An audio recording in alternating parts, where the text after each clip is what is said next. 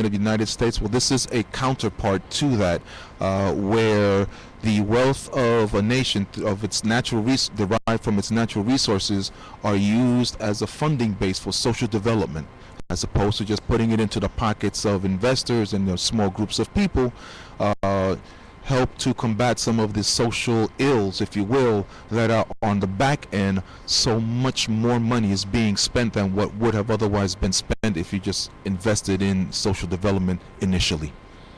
And what has been the result of this collaboration? Well, right now the result of the collaboration is that we have 33 South Bronx-based funded groups. We've been giving out $1 million each year, so that groups can do the kind of social justice and environmental work that's necessary. And what we're preparing now is to send delegations to Venezuela to visit the different missions, the communes, etc., that are doing the same kind of work that we are doing in the South Bronx, so that we can create a network and try to get a real work plan happening, share resources, compare experiences, and set up projects that then we can work on mutually. So you kind of refer to quality of life issues? As opposed to standard of living, life before living. So the idea is to address that, as opposed, and then the standard of living will take care of itself, because then you don't have to worry about the quality of your life. So now you can, you can splurge, if you will, on what otherwise would be called luxuries, but the necessities for a healthy, good life are well-founded, they're well-grounded, and they're established. And you're here at what brings you here specifically to the 2010 U.S. Social Forum?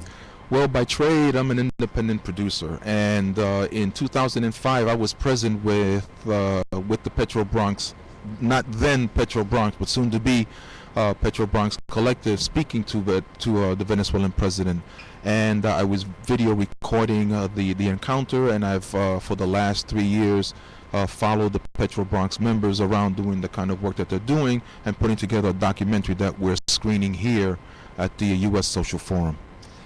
Earlier we were speaking a little bit about how you mentioned economics Right. of the state and the city in reference to prisons and education. Maybe you could give us some of that information. Well, a few years ago, the city of New York was in a war of words, if you will, with the state over federal monies that were being given to the state, but that the city administration didn't think the city was getting their fair share.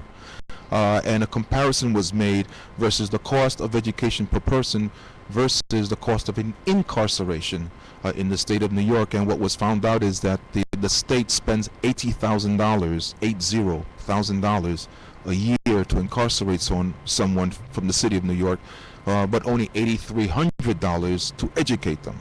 So that being an example, you have folks like President Chavez, Comandante Fidel Castro said that's ridiculous. No wonder you have so many people incarcerated.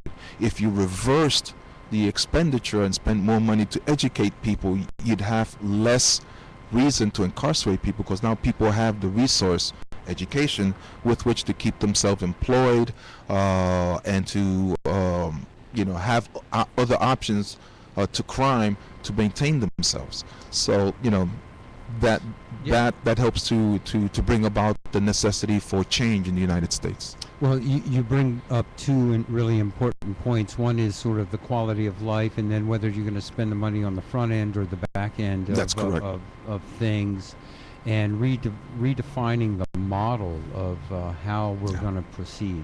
Right. So maybe you could give us your URL, some information as to how people can get in touch with you if you have a community out there that's looking to broad base your economics into more of a trade, Well, the Venezuela has, of course, the home heating oil. That's most popular here in the United States through the Citgo Corporation. Over 601,000 households are receiving home heating oil. Over 250 Native American tribes are receiving home heating oil. plus an additional 245 homeless shelters and residences throughout the United States. The program now is running in 23 different states. But for those that are interested in the Petro Bronx model, you know, we're available to do workshops, to talk with them, answer questions, of course, you know, screen the documentary. Hopefully that will lead to them initiating their own model of Petro Bronx in their own community, call it whatever they want to. If folks want more information about the Petro Bronx After Dark Cat V Pro, which is the name of my media organization, they can reach out to www.afterdarkcatv.org. And then, you know, they can sign on, or they can send me an email at Campos, my last name, CAMPOS, at afterdarkcatv.org.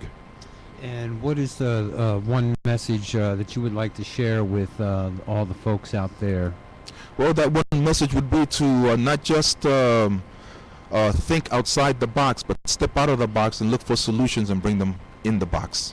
All right, step out of the box. Don't just think outside the box. Step out of the box. Yeah, action is the word, man. Action is the word. Action is the word.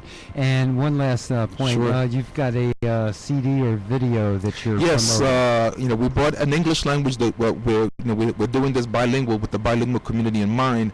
I have an English language version of the DVD, en el vientre del monstruo, which translates into in the belly of the beast.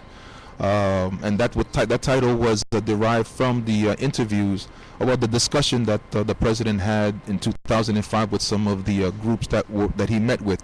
We have one in English. We're screening it here tomorrow, Thursday, 4 o'clock at the Ambassador Room. All are welcome. All right, and once again, we're speaking with Felix Leo Campos, After Dark Cat V Pro, and the Petro Bronx Collective. All right, thank you so much for joining us. Thank you for having me, Govinda.